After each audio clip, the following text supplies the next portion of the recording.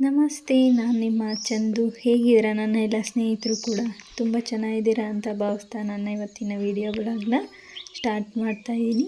Welcome back to Chandu ಶಿವಲಾಗ್. Morning ನನ್ನ routine ಇದೇ ಥರನೇ ಇರುತ್ತೆ. ನನ್ನ ಬೆಳಗಿನ ಹವ್ಯಾಸಗಳು ಅಂತಲೇ ಹೇಳ್ಬೋದು. ಹೊರಗಡೆ ಎಲ್ಲ ಕ್ಲೀನ್ ಮಾಡಿ ನನ್ನೆಲ್ಲ ಕೆಲಸಗಳನ್ನ ಮುಗಿಸ್ಕೊಂಡು ಹೊಸ್ಲಿಗೆ ರಂಗೋಲಿ ಹಾಕಿ ಹೂವಿಟ್ಟು ಇನ್ನು ಒಳಗಡೆ ಬಂದರೆ ಒಳಗಡೆ ಹಾಲನ್ನೆಲ್ಲ ಸೋಫಾ ಎಲ್ಲ ಕ್ಲೀನ್ ಮಾಡಿ ಹಾಗೆಯೇ ಬಟ್ಟೆ ಎಲ್ಲ ಸರಿ ಮಾಡಿ ಕ್ಲೀನ್ ಮಾಡಿಕೊಂಡು ನಂತರ ನಾನು ಅಡುಗೆ ಮನೆಗೆ ಹೋಗ್ತೀನಿ.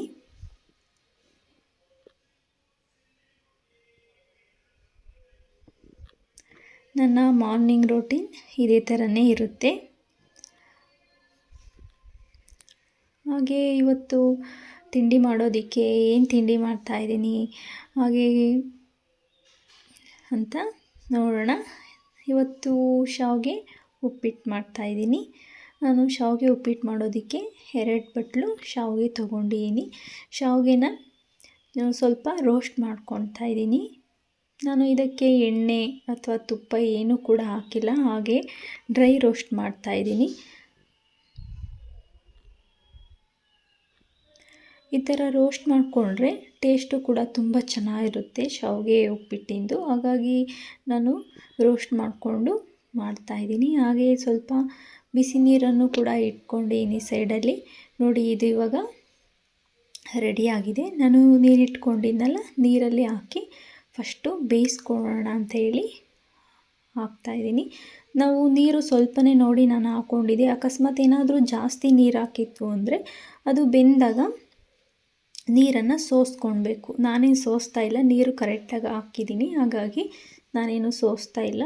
ಈಗ ಒಗ್ಗರಣೆ ಮಾಡ್ಕೊಳೋದಕ್ಕೆ ಇವಾಗ ಎಣ್ಣೆ ಹಾಕ್ಕೊಂಡಿದ್ದೀನಿ.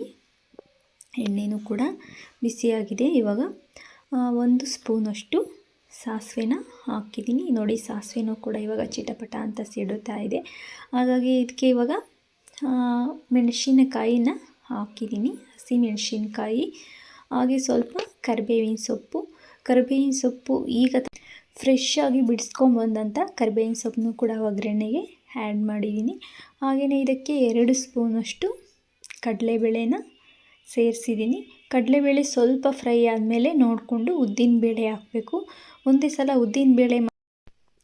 ಕಡಲೆಬೇಳೆ ಮತ್ತು ಉದ್ದಿನಬೇಳೆ ಒಂದೇ ಸಲ ಹಾಕೋದ್ರಿಂದ ಉದ್ದಿನಬೇಳೆ ಬೇಗ ಫ್ರೈ ಆಗುತ್ತೆ, ಕಡಲೆಬೇಳೆ ಬೇಗ ಫ್ರೈ ಆಗೋದಿಲ್ಲ. ಹಾಗಾಗಿ ನೋಡಿಕೊಂಡು ಎರಡನ್ನೂ ಸೇರಿಸ್ಕೊಬೇಕು. ಇವಾಗ ನಾನು ಈರುಳ್ಳಿನೂ ಕೂಡ ಆ್ಯಡ್ ಮಾಡ್ತಾಯಿದ್ದೀನಿ. ಸಣ್ಣದಾಗಿ ಹೆಚ್ಕೊಂಡಿರೋಂಥ ಒಂದು ದಪ್ಪ ಸೈಜ್ ಈರುಳ್ಳಿನ ಹಾಕಿದ್ದೀನಿ. ಹಾಗೆ ಇದಕ್ಕೆ ಸ್ವಲ್ಪ ಅರಿಶಿನ ಕೂಡ ಆ್ಯಡ್ ಮಾಡಿದ್ದೀನಿ. 1-2 ಚಿಟಿಕೆಯಷ್ಟು, ಜಾಸ್ತಿ ಅರಿಶಿನ ಆ್ಯಡ್ ಮಾಡಬಾರ್ದು, ತುಂಬ ಕಲರ್ ಬಂದುಬಿಡುತ್ತೆ. ಹಾಗಾಗಿ ಸ್ವಲ್ಪ ಆ್ಯಡ್ ಮಾಡ್ಕೊಬೇಕು. ನೋಡಿ, ಇವಾಗ ಈರುಳ್ಳಿನೂ ಕೂಡ ಫ್ರೈ ಆಗಿದೆ. ನಾನು ಇದಕ್ಕೆ ತೆಂಗಿನಕಾಯಿನೂ ಕೂಡ ತುರಿ ಹಾಕ್ತಾಯಿದ್ದೀನಿ. ಹಾಕಿ ಅದನ್ನು ಕೂಡ ಸ್ವಲ್ಪ ಫ್ರೈ ಮಾಡೋಣ ಎಣ್ಣೆಯಲ್ಲಿ. ಹಾಗೆ ಇದಕ್ಕೆ ಒಂದು ಮೀಡಿಯಮ್ ಸೈಜ್ ನಿಂಬೆಹಣ್ಣು, ಒಂದನ್ನು ನಿಂಬೆಹಣ್ಣಿನ ರಸನ ಸೇರಿಸ್ತಾ ಇದ್ದೀನಿ.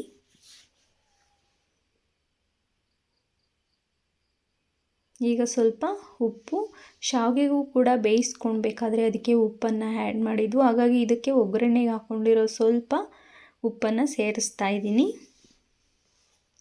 ಇವಾಗ ಇದು ರೆಡಿಯಾಗಿದೆ. ಈಗ ಇದಕ್ಕೆ ನಾವು ಬೇಯಿಸಿಟ್ಕೊಂಡಿದ್ವಲ್ಲ ಶಾವಿಗೆ, ಅದನ್ನು ಆ್ಯಡ್ ಮಾಡ್ತಾಯಿದ್ದೀನಿ. ನೋಡಿ, ಈ ಥರ ಮಾಡೋದ್ರಿಂದ ಉದುರಾಗೂ ಇದೆ ನೋಡಿ. ಒಂದೊಂದು ಸಲ ನಾವು ಹಾಗೆ ಒಗ್ಗರಣೆ ಮಾಡಿ ಹಾಕೋದ್ರಿಂದ ಅಂಟು ಥರ ಆಗುತ್ತೆ. ನೋಡಿ, ಈ ಥರ ಮಾಡಿದ್ರೆ ತುಂಬ ಚೆನ್ನಾಗಿರುತ್ತೆ. ನೋಡಿ, ಫಸ್ಟೇ ಬೇಯಿಸ್ಕೊಂಡು ಈ ಥರ ಒಗ್ಗರಣೆ ಮಾಡಿದ್ರೆ ತುಂಬ ಚೆನ್ನಾಗಿ ಬಿಡಿ ಬಿಡಿಯಾಗಿಯೂ ಕೂಡ ಇದೆ. ಹಾಗೆ ನೋಡೋದಕ್ಕೂ ತುಂಬ ಚೆನ್ನಾಗಿ ಕಾಣ್ತಾ ಇರುತ್ತೆ. ನೋಡ್ತಾ ಇದ್ರೇ ತಿನ್ನಬೇಕು ಅನಿಸುತ್ತೆ, ಆ ಥರ ಆಗುತ್ತೆ ಶಾವಿಗೆ. ಹಾಗೆ ನಾವು ಹುರಿದು ಮಾಡಿರೋದ್ರಿಂದ ಟೇಸ್ಟು ಕೂಡ ತುಂಬ ಚೆನ್ನಾಗಿರುತ್ತೆ.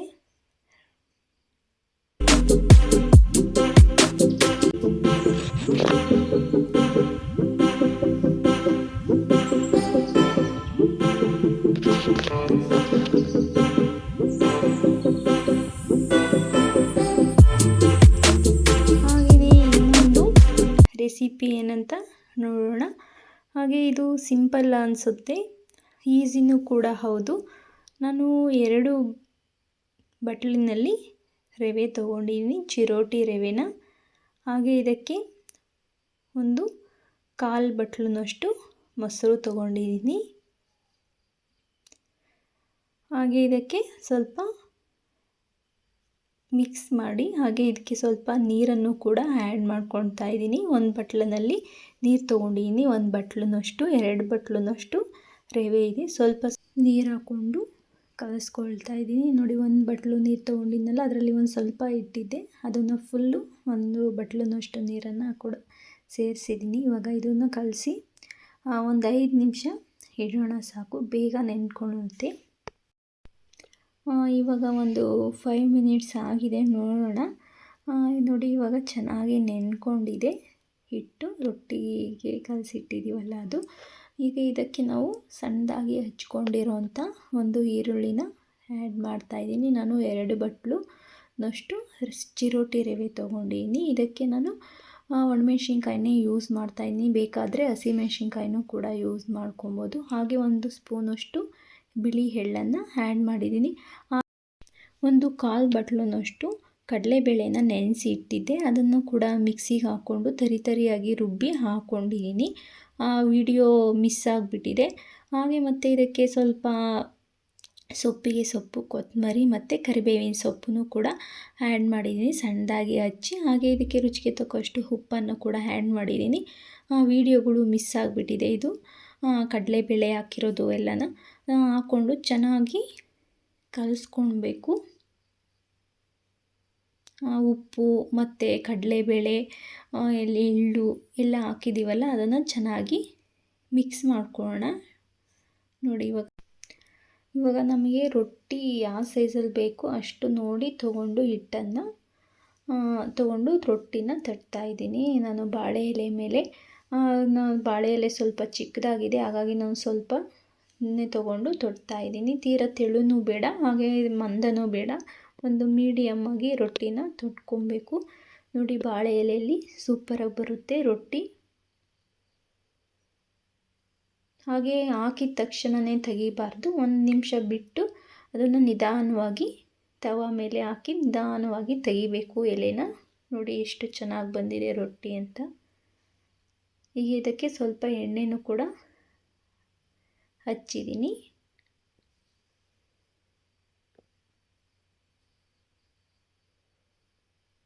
ರೊಟ್ಟಿನೂ ಕೂಡ ತುಂಬ ಚೆನ್ನಾಗಿರುತ್ತೆ, ಟೇಸ್ಟಿಯಾಗೂ ಕೂಡ ಇರುತ್ತೆ.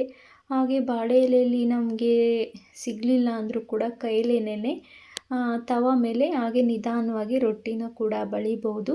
ನಾನು ತವಾನ ಇಟ್ಕೊಂಡು ಅದ್ರ ಮೇಲೆ ಸ್ವಲ್ಪ ಸಿಮ್ಮಲ್ಲಿ ಇಟ್ಕೊಬೇಕು. ಸಿಮ್ಮಲ್ಲಿ ಇಟ್ಕೊಂಡು ರೊಟ್ಟಿನ ನಿಧಾನವಾಗಿ ನೀರು ಹಾಕ್ಕೊಂಡು ಬಳಿದು ಅದಕ್ಕೆ ಸ್ವಲ್ಪ ಎಣ್ಣೆ ಕೂಡ ಆ್ಯಡ್ ಮಾಡಿದ್ದೀನಿ. ನೋಡಿ ಇದು ಕೈನಲ್ಲಿನೇ ಸಿಮ್ಮಲ್ಲಿ ಇಟ್ಕೊಂಡು ತವ ಮೇಲೆ ಮಾಡಿರೋವಂಥ ರೊಟ್ಟಿ.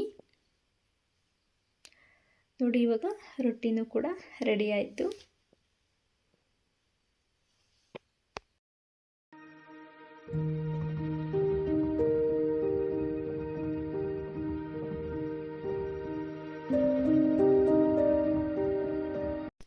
ಹಾಗೆ ಇವತ್ತು ರಜೆ ಇರೋದ್ರಿಂದ ಮಕ್ಕಳು ಕೂಡ ಮನೆಯಲ್ಲಿದ್ದರು. ಇವತ್ತೇನಾದರೂ ಸ್ನ್ಯಾಕ್ಸ್ ಮಾಡೋಣ ಅಂತ ಹೇಳಿ ಮಾಡ್ತಾಯಿದ್ದೀನಿ. ಕೇಕ್ ಮಾಡಿ ಅಲ್ಲೇ ಬಹಳ ದಿನಗಳೇ ಆಗಿತ್ತು, ಹಾಗಾಗಿ ಕೇಕ್ ಮಾಡೋಣ ಅಂತ ಹೇಳಿ ಕೇಕ್ ರೆಸಿಪಿನ ಮಾಡ್ತಾಯಿದ್ದೀನಿ. ಹಾಗೆ ನಾನು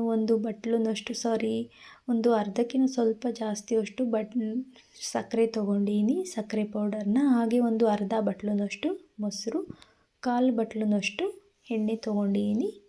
ಎಣ್ಣೆ ತುಪ್ಪ ಬೇಕಾದರೂ ಯೂಸ್ ಮಾಡ್ಕೊಬೋದು, ನಾನು ಎಣ್ಣೆ ಯೂಸ್ ಮಾಡ್ಕೊಂಡಿದ್ದೀನಿ. ಇದನ್ನು ಚೆನ್ನಾಗಿ ಮಿಕ್ಸ್ ಮಾಡೋಣ ಇವಾಗ. ನೋಡಿ ಸಕ್ಕರೆ ಹಾಕ್ಕೊಂಡ್ರೆ ಸ್ವಲ್ಪ ಮಿಕ್ಸ್ ಮಾಡೋದು ಜಾಸ್ತಿ ಟೈಮ್ ಆಗುತ್ತೆ, ಹಾಗಾಗಿ ಸಕ್ಕರೆ ಕರಗೋವರೆಗೂ ಅದನ್ನು ಕೈಯಲ್ಲಿ ಮಿಕ್ಸ್ ಮಾಡ್ತಾ ಇರಬೇಕು. ಹಾಗಾಗಿ ನಾನು ಸಕ್ಕರೆ ಪೌಡರ್ನೇ ಹಾಕ್ಕೊಂಡಿದ್ದೀನಿ, ಬೇಗ ಮಿಕ್ಸ್ ಮಾಡ್ಬೋದು ಅಂತ ಹೇಳಿ. ನೋಡಿ ಇದು ಕೈನಲ್ಲಿ ಚೆನ್ನಾಗಿ ಮಿಕ್ಸ್ ಮಾಡಬೇಕು. ಸಕ್ಕರೆ ಮತ್ತು ಮೊಸರು, ಎಣ್ಣೆ ಹಾಕಿದ್ದೀವಲ್ಲ, ಇದು 3 ಚೆನ್ನಾಗಿ ಹೊಂದ್ಕೊಳ್ಬೇಕು. ಅಲ್ಲಿವರೆಗೂ ಕೂಡ ಚೆನ್ನಾಗಿ ಮಿಕ್ಸ್ ಮಾಡಬೇಕು. ನೋಡಿ ಇದಕ್ಕೆ ನಾವು ಮೊಸರು ಆ್ಯಡ್ ಮಾಡಿದ್ದೀವಿ ಅನ್ನೋದು ಗೊತ್ತೇ ಆಗೋದಿಲ್ಲ, ಆ ಥರ ಮಿಕ್ಸ್ ಆಗಿದೆ. ಈ ಥರ ಮಿಕ್ಸ್ ಮಾಡಬೇಕು ಚೆನ್ನಾಗಿ. ಇದು ಚೆನ್ನಾಗಿ ಮಿಕ್ಸ್ ಮಾಡಾದಮೇಲೆ ಇದಕ್ಕೆ ವೆನಿಲಾ ಎಸೆನ್ಸ್ನ ಆ್ಯಡ್ ಮಾಡಬೇಕು. ಇಲ್ಲಿ ಹಳ್ಳಿ ಇರೋದ್ರಿಂದ ವೆನಿಲಾ ಎಸೆನ್ಸ್ ಎಲ್ಲ ಸಿಗೋದಿಲ್ಲ. ನಾವು ವೆನಿಲಾ ಎಸೆನ್ಸ್ನ ಏನಕ್ಕೆ ಯೂಸ್ ಮಾಡ್ತೀವಿ ಅಂದರೆ ಘಮ ಬರೋದಕ್ಕೆ. ಅದ್ರ ಬದಲು ನಾನು ಏಲಕ್ಕಿ ಪೌಡರ್ನೇ ಕೂಡ ಯೂಸ್ ಮಾಡ್ಕೊಂಡಿದ್ದೀನಿ. ನಾನು ಇದಕ್ಕೆ ಜಲ್ದಿ ಹಿಡ್ಕೊಂಡು ಹಾಕೋದಕ್ಕೆ 1 ಬಟ್ಲುನಷ್ಟು ಗೋಧಿ ಹಿಟ್ಟನ್ನು ತೊಗೊಂಡಿದ್ದೀನಿ. ಈಗ ಅದಕ್ಕೆ 1 ಸ್ಪೂನಷ್ಟು ಬೇಕಿಂಗ್ ಪೌಡರ್, ಹಾಗೆ ಒಂದು ಅರ್ಧ ಸ್ಪೂನಷ್ಟು ಬೇಕಿಂಗ್ ಸೋಡಾನ ಆ್ಯಡ್ ಮಾಡಿದ್ದೀನಿ. ಹಾಗೆ 1 ಚಿಟಿಕೆಯಷ್ಟು ಉಪ್ಪು. ಇದನ್ನು ಚೆನ್ನಾಗಿ ಜರಡಿ ಇಟ್ಕೊಳ್ಳೋಣ. ಇದು ಇಟ್ಕೊಳೋದ್ರಿಂದ ಹಿಟ್ಟು ಗಂಟು ಆಗೋದಿಲ್ಲ, ಕಲಸೋದಕ್ಕೂ ಈಸಿ ಆಗುತ್ತೆ, ಹಸಿಟ್ಟು ಸ್ಮೂತಾಗಿರುತ್ತೆ. ಹಾಗಾಗಿ ಇದನ್ನು ಜರಡಿ ಮಾಡ್ಕೊಳ್ಳೋಣ. ನೋಡಿ ಇವಾಗ ಜರಡಿ ಮಾಡ್ಕೊತಾ ಇದ್ದೀನಿ ನಾನು. ಒಂದು ಸ್ವಲ್ಪನೂ ಕೂಡ ಗಂಟುಗಳಾಗೋದಿಲ್ಲ ಈ ಥರ ಮಾಡ್ಕೊಳ್ಳೋದ್ರಿಂದ. ಚೆನ್ನಾಗಿ ಮಿಕ್ಸ್ ಮಾಡ್ಬೋದು. ನೋಡಿ ಇವಾಗ ಮಿಕ್ಸ್ ಮಾಡ್ತಾಯಿದ್ದೀನಿ. ಇದಕ್ಕೆ ಇನ್ನೂ ಹಾಲು ಕೂಡ ಏನೂ ಆ್ಯಡ್ ಮಾಡಿಲ್ಲ. ಮೊಸರು ಮತ್ತು ಎಣ್ಣೆ ಎಲ್ಲ ಹಾಕಿ ಮಿಕ್ಸ್ ಮಾಡಿದ್ವಲ್ಲ, ಅದಕ್ಕೆ ನಾನು ಇದಕ್ಕೆ ಸ್ವಲ್ಪ ಹಾಲನ್ನು ಹಾಕಿ ಕಟ್ ಆ್ಯಂಡ್ ಫೋಲ್ಡರಲ್ಲಿ ರೀತಿ ನಾನು ಮಿಕ್ಸ್ ಮಾಡ್ತಾಯಿದ್ದೀನಿ. ಹಾಗೆಯೇ ಇದಕ್ಕೆ ನಾನು ಹಾಲನ್ನು ಕಾಯಿಸಿ ಆರಿಸಿರೋವಂಥ ಹಾಲು 1 ಬಟ್ಲುನಷ್ಟು ಹಾಲು ಬೇಕಾಗುತ್ತೆ.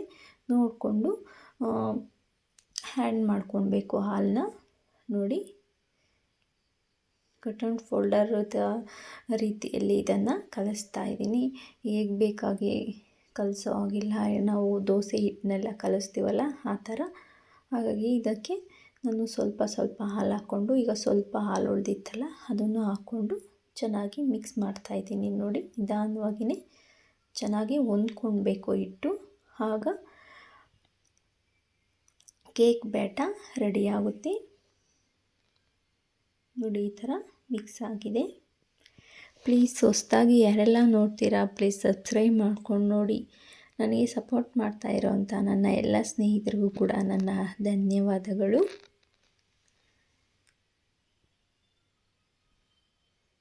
ನಾವು ಇದು ಕಲಸಿ ನೋಡಿ ಈ ಥರ ಹಾಕಿದಾಗ ಅದು ರಿಬ್ಬನ್ ರೀತಿ ಬರಬೇಕು. ನೋಡಿ ಇವಾಗ ಈ ಥರ ಬಂದರೆ ಕೇಕ್ ಬೇಟ ರೆಡಿಯಾಗಿದೆ ಅಂತ. ನೋಡಿ ನಾನು ಒಂದು ಬಟ್ಟೆಗೆ ಎಣ್ಣೆ ಹಾಕಿ ಬಟರ್ ಪೇಪರ್ ಹಾಕಿ ಅದ್ರ ಮೇಲೆ ಸ್ವಲ್ಪ ಎಣ್ಣೆ ಸವರಿ ಇಟ್ಕೊಂಡಿನಿ. ಸ್ಟೀಲೆಲ್ಲ ಇಡಬಾರ್ದು, ಸ್ಟೀಲ್ ಇಟ್ಟರೆ ಸೀದ್ ಬಿಡುತ್ತೆ, ಹಾಗಾಗಿ ಸ್ಟೀಲ್ ಇಟ್ಟಿಲ್ಲ ನಾನು. ನೋಡಿ ಪಾತ್ರೆಗೆ ಹಾಕಿ ಇದ್ರ ಮೇಲಕ್ಕೆ ಸ್ವಲ್ಪ ಕೊಬ್ಬರಿನ ಆ್ಯಡ್ ಮಾಡ್ತಾಯಿದ್ದೀನಿ. ನಾನು ಪಾತ್ರೆಗೆ ಕೇಕ್ ಬೇಟನ ಒಂದು ಅರ್ಧದಷ್ಟು ಜಾಗ ಬಿಟ್ಟು ಹಾಕಿದ್ದೀನಿ. ಅದು ಉಬ್ಬಿದಾಗ ಮೇಲಕ್ಕೆ ಬರುತ್ತೆ, ಅದು ಹಾಗಾಗಿ ಪಾತ್ರೆ ಒಂದು ಅರ್ಧ ಭಾಗದಷ್ಟು ಹಾಕಬೇಕು, ಅದು ಉಬ್ಬಿದಾಗ ಮೇಲೆ ಬರೋದ್ರಿಂದ. ಹಾಗೆ ನಾನು ಒಂದು 5 ನಿಮಿಷ ಮುಂಚೆನೇ ಬಿಸಿ ಮಾಡೋಕೆ ಇಟ್ಟಿದ್ದೆ ಕುಕ್ಕರ್ನ ಸಿಮ್ಮಲ್ಲಿಟ್ಟು. ಈಗ ಬಿಸಿಯಾಗಿದೆ ಪಾತ್ರೆ ಎಲ್ಲ ಕೂಡ. ಈಗ ನಾನು ಕೇಕ್ ಮಾಡೋದಕ್ಕೆ ಪಾತ್ರೆಗೆ ಹಾಕ್ಕೊಂಡಿದ್ವಲ್ಲ ಪಾತ್ರೆನ ಇಟ್ಟು ಒಂದು 40 ನಿಮಿಷ ಹಾಗೆ ಸಿಮ್ಮನಲ್ಲಿಟ್ಟು ಮುಚ್ಚಳನ ಮುಚ್ಚಿದ್ದೀನಿ. ಹಾಗೆ ಇದನ್ನು ಪದೇ ಪದೇ ಓಪನ್ ಮಾಡಬಾರ್ದು. ಪದೇ ಪದೇ ಓಪನ್ ಮಾಡೋದ್ರಿಂದ ಏನಾಗುತ್ತೆ, ಉಬ್ಬಿರುತ್ತಲ್ಲ ಅದು ಒಳಗಡೆ ಹೋಗಿಬಿಡುತ್ತೆ. ಹಾಗಾಗಿ ನಾನು ಓಪನ್ ಮಾಡಿಲ್ಲ. ನೋಡಿ ಎಷ್ಟು ಚೆನ್ನಾಗಿ ಉಬ್ಬಿದೆ ಅಂತ ಕೇಕು. ಅದನ್ನು ನೋಡಿದ್ರೆ ಕಲ್ಲರಲ್ಲೇ ಗೊತ್ತಾಗ್ತಾಯಿದೆ ತುಂಬ ಚೆನ್ನಾಗಿ ಬಂದಿದೆ ಅಂತ. ಕಲ್ಲರು ಕೂಡ ತುಂಬ ಚೆನ್ನಾಗಿದೆ. ನಾನು ಇದಕ್ಕೆ ಒಂದು ಇಟ್ಟು ನೋಡ್ತಾ ಇದ್ದೀನಿ, ಅದು ಏನಾದರೂ ಒಳಗಡೆ ಹಿಟ್ಟು ಅಂಟ್ಕೊಂಡಿರುತ್ತೆ. ನೋಡಿ ಇನ್ನೂ ಒಂದು 5 ನಿಮಿಷ ಹಾಗೆ ಮುಚ್ಚಿ ಇಡಬೇಕು. ನೋಡಿ ನಾನು ಕೂಡ ಚೆಕ್ ಮಾಡಿ ನೋಡಿದೆ. ನೋಡಿ ಕೇಕು ಕೂಡ ರೆಡಿಯಾಗಿತ್ತು.